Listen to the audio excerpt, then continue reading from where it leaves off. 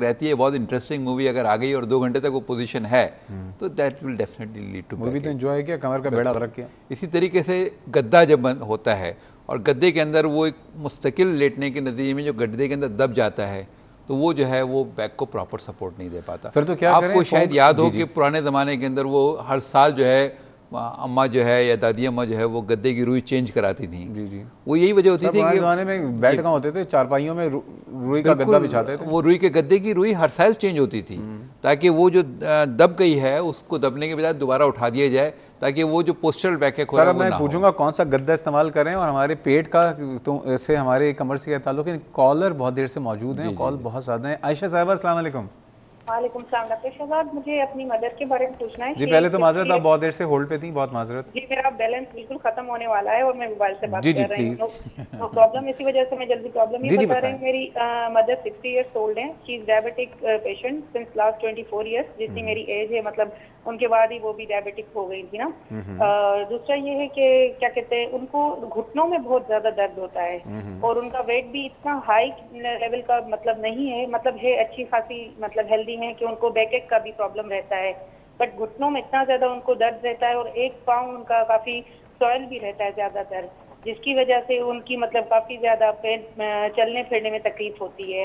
और यूरिन भी उनका काफी ज्यादा पास होता है। हम ये समझते हैं कि शायद जो भी उनकी सोडियम क्लोराइड वगैरह पास ऑन हो जाए, लेकिन उसके बावजूद उनका फिर भी पैर सॉइल ही रहता है। लाइसेक एक टेबलेट आती है जो पर्टिकुलर एक फ्लूइड को रिलीज करने के लिए होती है, तो वो भी वो लेती हैं, लेकिन उनकी पैर की स्वेलिंग नहीं जा रही होती। घुटनों में इतना ज्यादा दर्द है कि काफी ज्यादा उनको चलने फिरने में तकलीफ है। उनकी शुगर कंट्रोल में तकरीबन कंट्रोल में, कभी कभी महीने डेढ़ में काफी ज्यादा लो हो जाती है, 70-80, फिर जल्दी हम एम्प्यूल वगैरह दे देते हैं तो शी जस्ट रिकवर सून। साथ में उनके ब्लड प्रेशर का मसला तो नहीं है? वो भी है, वो ब्लड प्रेशर कंट्रोल है उनका? वो तकरीबन रहता है, वो नॉर्मल होता है, मतलब नॉर्मल रहता है। तीसरी चीज, उनका वजन कितना आपने बताया? 82-83। ठीक है जी, बहुत शुक्रिया आयशा साहिबा। सर फाजिल साहब, कॉलर मुझे बता रहे हैं कि वहाँ पे रश है, कॉल भी लेते रहते हैं। फाजिल साहब अस्सलाम वालेकुम। वालेकुम सलाम सर, कैसे हैं आप? अल्हम्दुलिल्लाह, आप सुनाए, मिजाज ठीक हैं? अल्हम्दुलिल्लाह जनाब। सर डॉक्टर साहब से एक चीज पूछनी थी। जी जी। मैं कुछ अर्से पहले मोटरसाइकिल से स्लिप हुआ था, मेरी कूल्हे की हड्डी पे लगी थी। ठीक है। तो अब जब से ही जो है मेरी कमर से लेकर मेरी पूरी टांग में जो है शदीद तकलीफ रहती है सर। और जो है ना, मतलब जैसे ही मैं बैठता हूँ वो तकलीफ फौरन जो है ना मतलब सही हो जाती है। और थोड़ी देर तक अगर खड़े रहता हूँ तो ऐसा लगता है कोई नस है कि जो है ना जो टूट जाएगी बिल्कुल। ये बताइए, जब आपको चोट लगी थी एक्सरे कराया था आपने? जी हाँ, कराया था, तो सब सही आया था। अभी भी माशाल्लाह सब बेहतर है। अभी रिसेंटली मैंने एक्सरे भी कराया है तो उसमें भी जो है ना सही आया है। डॉक्टर साहब कुछ पूछना चाहेंगे इनसे? नहीं। ठीक है जी, फाजिल साहब बहुत शुक्रिया। मिसेस सलीम का सवाल। अच्छा डॉक्टर साहब, एक और कॉल है जी। वो रावलपिंडी से मुश्ताक साहब हैं, वही बहुत देर से लाइन पे। अस्सलाम वालेकुम मुश्ताक साहब। मुश्ताक साहब, मैं रावलपिंडी इस्लामाबाद से बोल रहा हूँ। अस्सलाम वालेकुम। वालेकुम सलाम। मेरे असल में ये टांगों के पट्टे खींचे हुए हैं और घुटनों में बहुत ज्यादा दर्द हो रही है दो साल से। तो उसके बारे में मुझे थोड़ी मालूमात करनी थी कि ये मुझे कमर के तकलीफ की वजह से या वैसे ये। डॉक्टर साहब कुछ पूछना चाहेंगे इनसे आप? नहीं। आपकी एज क्या है? मेरी एज तकरीबन 62-63 के करीब है। और डायबिटिक वगैरह तो नहीं है? नहीं, डायबिटिक नहीं है। ठीक है जी, बहुत शुक्रिया डॉक्टर साहब। मैं पहले चाहूँगा कि कॉलर्स के साथ साथ भी हम उनके जवाब भी देते हैं। मिसेस सलीम का जो सवाल का दूसरा पोर्शन था जिसमें उनको प्रॉब्लम थी सर्वाइकल की, जी। और उसमें लेकिन उनको MRI और एक्सरे में कुछ नहीं आया, वो बिल्कुल क्लियर आए। तो do you think it's a cervical spondylitis? जी, सर्वाइकल स्पॉन्डिलाइटिस अर्ली स्टेजेस के अंदर एक्सरे में और उसमें नहीं आता है। मशवरा क्या देंगे डॉक्टर साहब? देखिए, एक तो इसका सर्वाइकल स्पॉन्डिलाइटिस का जो सबसे इंपॉर्टेंट फैक्टर है वो एंग्जाइटीज़, वरीज़ और इस किस्म की चीज़ें, जो टेंशन की चीज़ें जो होती हैं ना, वो पट्ठों के अंदर स्पाज्म पैदा कर देती हैं। हम कहते हैं कि जो पीछे के पट्टे हैं उनके अंदर एक पूरा जैम होने की पोजीशन आ जाती है, उसके नतीजे में गर्दन जो है वो थोड़ी सी अकड़ जाती है। और एक्सरे के अंदर भी बाद दफ़ा स्ट्रेट स्पाइन आता है जिसको हम कहते हैं स्पास्टिक स्पाइन। तो ये इनके लिए सबसे ज़्यादा ज़रूरी है कि अपने ऐसे फैक्टर्स को जो कि उनके ऊपर टेंशन क्रिएट कर रहे हैं उनके थोड़ा सा मैनेज करें उनको सबसे पहले। क्योंकि वो अगर फैक्टर रहेंगे तो मेडिसिन तो वक्ती तौर से काम करेगी, वो फैक्टर फिर दोबारा काम करेगा। स्ट्रेस सर्वाइकल जी बिल्कुल, डेफिनेटली। अरे तो फिर पूरे पाकिस्तान को हो जाएगा। बिल्कुल हो सकता है, बिल्कुल होता है। जितनी फ्रीक्वेंसी बढ़ गई है उससे मैं कह सकता हूँ कि हाँ ये वन ऑफ द फैक्टर बहुत है ये। ओके, तो उसको जो है वो रिलीव करें, उसके बाद मसल रिलैक्सेंट जो है ना वो डेफिनेटली उनके लिए वर्क करेंगे। ठीक है। डॉक्टर साहब ये बताइए, आयशा साहबा का सवाल था, मैं उसी पे आना चाह रहा था कि बहुत इंपॉर्टेंट सवाल जो है 50 साल डायबिटिक हैं और उनके क्योंकि सूजन भी है पाँव में और उनको चलने में तकलीफ है, वेट भी ज़्यादा है, ये क्या लग रहा है कि आयशा साहबा का और एक और सवाल भी था, दोनों जगह जो ओवर 60 का प्रॉब्लम आ रहा है वो ये कि ये एक ऑस्टियोपोरोसिस की तरफ जा रहा है, जो कि एक और बिल्कुल अहम काज है बैकएक का। और ऑस्टियोपोरोसिस के अंदर ये होता है कि जब कमर के मोहरों के अंदर जो कैल्शियम है उसका कंटेंट जो है वो ग्रेजुअली डिक्रीज होना शुरू हो जाता है और उसके नतीजे में होता है, जैसे ये एक जो नज़र आ रहा है कि ये एक चौड़ाई है एक मोहरे की, और ऑस्टियोपोरोसिस के नतीजे में ये होता है कि चौड़ाई ग्रेजुअली कम होना शुरू हो जाती है, जिसको हम कहते हैं ना कि अम्मा का कद कम हो गया है, ओल्ड एज में थोड़ा सा कद कम होना शुरू हो जाता है। तो ये होता है कि ये मोहरे जो है ना ये आप बैठना शुरू कर देते हैं, क्योंकि इनके अंदर कैल्शियम की मिकदार कम हो जाती है। तो किस तरह चेक करें डॉक्टर साहब इनको ऑस्टियोपोरोसिस है? हाँ, इनको अपना फ़ौरन जो है एक तो मुख्तलिफ टेस्ट होते हैं जिसके अंदर के जो है बोन मिनरल जो है डेंसिटी चेक करते हैं।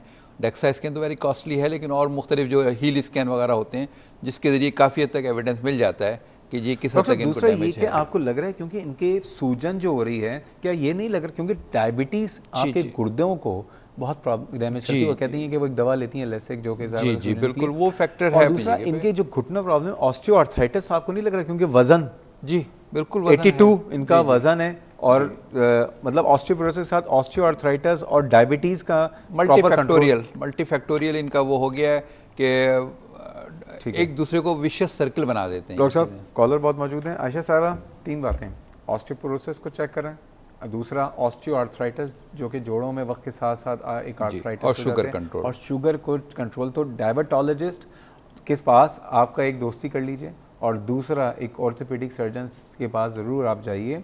मैनेजेबल सारे मसले हैं, ऐसा नहीं कि कोई चीज़ मैंने। फराज साहब है लाइन पे। अस्सलाम वालेकुम फराज साहब। वालेकुम सलाम, खैरियत से हैं? हाँ, देखिए मैं ये पूछना चाह रहा था कि मेरी वाइफ के कमर में दर्द हुआ तो उसके बाद जो है ये राइट साइड की टांग में भी तकलीफ हो गई। ओके, अच्छा, डॉक्टर से इलाज कराया तो अब तकलीफ तो सही हो गई, लेकिन अच्छा IBS की पेशेंट है वो। ओके जी, तो अब ऐसा है कि ज़ैंटिक की ड्रिप वगैरह इस्तेमाल करती हैं। ठीक है, तो डॉक्टर कराते हैं ना IBS के। ठीक है, तो अब होने ये लगा है कि वो रीढ़ की हड्डी के मोहरों में जाके जिसमें ड्रिप लगने के बाद बड़ी तकलीफ पैदा हो जाती है। ओह, ठीक है जी, ठीक है। डॉक्टर साहब को पूछना चाहेंगे? ठीक है जी, बहुत शुक्रिया फराज साहब। अभी पता करते हैं डॉक्टर साहब से। और गुजरांवाले से मोहम्मद यूनुस साहब हैं। अस्सलाम वालेकुम मोहम्मद यूनुस साहब। वालेकुम सलाम जी, कैसे हैं आप? ठीक हैं अल्हम्दुलिल्लाह जी, अल्हम्दुलिल्लाह जनाब। जी मैंने 2008 में कराया था ये। ओहो, बहुत माजरत, कॉल ड्रॉप हो गई है। नाजरीन आपकी कॉल्स भी ले रहे हैं, बहुत ज़्यादा कॉल्स, अंदाज़ा हो रहा है कि बैकएक कितना ज़्यादा है हमारे मुल्क में। और क्या कहते हैं, मज़ीद हम जो है जितनी भी बातें बैकएक के वाले से हैं वो करते रहेंगे। और लेकिन एक बात याद रखिए, अगर आज टॉपिक पूरा नहीं होगा तो अगले हफ्ते हम टॉपिक को पूरा ज़रूर करेंगे। डॉक्टर साहब नेक्स्ट वेडनेसडे का मैं अभी से अनाउंस कर दूँ? बिल्कुल इंशाल्लाह। आप इस्लामाबाद आ चुके होंगे? बिल्कुल इंशाल्लाह। नेक्स्ट वेडनेसडे को इंशाल्लाह ताला हम इसी टॉपिक को कंटिन्यू करेंगे। डॉक्टर साहब आप ये बताइए, इनका तो बता दिया आपने आयशा साहिबा का कि इनको ज़रूरत है डायबिटोलॉजिस्ट की और ऑस्टियोपोरोसिस और ऑस्टियोआर्थराइटिस दोनों को रूल आउट कराने की ज़रूरत है। वेट रिडक्शन बहुत ज़रूरी है। अच्छा, मुश्ताक साहब का भी मसला ये था कि उनके जोड़ों में तकलीफ रहती है, ठीक है, और उनके कहते हैं पट्टे मेरे जो हैं वो उसमें मोच आ जाती है। क्या कहेंगे मुश्ताक साहब के वाले से? देखिए, इन्होंने जो अपने बता रहे हैं, इनकी जो एज इनकी 63 के करीब इन्होंने एज बताई है। जी। और इस एज में मतलब ऑस्टियोपोरोसिस तो एक हम कहते हैं सेनाइल ऑस्टियोपोरोसिस जो है वो एक एविडेंट हो जाता है। इसी तरीके ऑस्टियोआर्थराइटिस भी एक इस एज ग्रुप में डेफिनेटली मौजूद होगा। अब इनके लिए सबसे इंपॉर्टेंट चीज़ वही आ जाती है कि दोबारा के वेट कंट्रोल, क्योंकि जो घुटने डैमेज हो गए हैं या जो स्पाइन का डैमेज हो चुका है वो उस वेट को अब उठाने की उस पोजीशन में नहीं है। ठीक है, तो सबसे इंपॉर्टेंट चीज़ ये कि मुख्तलिफ डाइट के ज़रिए किसी भी तरीके से अपने वेट को नीचे की तरफ लाएं और साथ साथ जो है उसके हिसाब से मेडिकेशन जो है ना ऑस्टियोपोरोसिस जो है मैनेजेबल है। ठीक है, ऑस्टियोपोरोसिस के लिए मेडिकेशन लें जो कि लाइफ लॉन्ग मेडिकेशन चलती है। सर फरहाद साहब की बेगम साहबा जो हैं उनकी कमर में दर्द हुआ, कमर की दर्द से सीधे हाथ के पाँव में वो दर्द ट्रांसफ़र हुआ, IVF की पेशेंट हैं, इनके मुतालिक क्या कहेंगे? हाँ, इनका तो एक एविडेंस मिल रहा है कि रेफर्ड पेन की तरफ जा रहा है, शाटिका की तरफ जा रहा है कि जी कमर का दर्द शुरू हुआ और वहाँ से जो है वो फिर पाँव की तरफ रेडिएट कर गया है। शाटिका को उर्दू में क्या कहते हैं? अरकुन-निसा। ये क्या अरकुन-निसा को पहली दफ़ा हुआ था ये ज़ेबुन-निसा की नहीं, ये फ़ारसी का वो है, निसा हमारे यहाँ तो औरत को कहते हैं, लेकिन फ़ारसी में ये असाब को कहते हैं। असाबी जितनी भी रगें होती हैं उनको निसा कहते हैं। अच्छा, ओके। तो ये अरकुन-निसा उसके हिसाब से रेफर्ड हुआ है कि ठीक है, शुरू से ये चला है। तो अब ये अरकुन-निसा में वही है कि जो मुख्तलिफ, जैसे हम डायग्राम में बता रहे थे कि कोई भी एक रग दब जाती है डिस्क प्रोलैप्स होने के नतीजे में, तो उसके जो रेडिएट है पेन वो नीचे तक करता है उसको। बहुत तकलीफ होता है सर। हाँ, यकीनन ये तकलीफ दे होता है और ख़ास मुख्तलिफ वर्किंग। अच्छा, मेरे 3-4 सवाल हैं और ये 3-4 सवाल के जवाब मैं लूँगा आपसे ब्रेक के बाद। कि अगर किसी को शाटिका हो जाए या अरकुन-निसा हो जाए तो वो क्या करें? क्या ये बहुत सीरियस प्रॉब्लम है? क्या इसमें सर्जरी की ज़रूरत होती है? क्या ये कुछ दिन में सही भी हो सकता है? ये तमाम बातें करेंगे। एक कॉलर हमारे साथ मौजूद हैं। तलहा साहब, अस्सलाम वालेकुम। वालेकुम अस्सलाम। डॉक्टर साहब कैसे हैं आप? अल्हम्दुलिल्लाह, आप खैरियत से हैं? जी बिल्कुल खैरियत। जनाब, ये मुझे मालूम करना था कि मेरे फादर को बैकबोन इंजरी हो गई थी। जी। बुलेट इंजरी है ये। जी। उसकी वजह से उनकी बैकबोन जो है वो मेरे ख्याल से जो है वो अलग हो गई या जितना उसमें जो ब्रेक आ गया। तो इसको इनकी वजह से डिसेबिलिटी हो गई है उनकी। तो ये क्या इसका किस तरीके से सही हो सकता है या कहीं पे इसका जो है वो इलाज है या क्या करना होगा इसके लिए? कुछ फिजियोथेरेपी चल रही है उनकी, इसके अलावा मालिश वगैरह होती है उनकी। तो हराम मगज कटा है वो ओरिजिनली जो उनका हुआ है ना, बिल्कुल ब्रेक हो गया। जी बिल्कुल ब्रेक हो गया। डॉक्टर्स तो यही कह रहे थे। किस जगह से कटा है, किस तरफ से? कुछ आपको पता है कि कौन सा लेवल क्या है? मेरे ख्याल में D2 या D3 करके कुछ था। D था। ठीक है, थोड़ा सा ठीक है जी। तलहा साहब, हमें बात आपकी समझ में आ गई। डॉक्टर साहब से पूछते हैं, I am very sorry about your father. हम सब की दुआएं कि अल्लाह ताला उनको किसी तरह से दोबारा उनकी मुश्किल जो है वो आसान करे और उनको सेहतयाबी दे कि वो दोबारा अपने कदमों पे खड़े हो सकें। लेकिन डॉक्टर साहब से पूछता हूँ कि वो क्या कहेंगे, इस मज़ीद बातें करेंगे। चाह रहे हैं ब्रेक पे, हमारे साथ रहिएगा।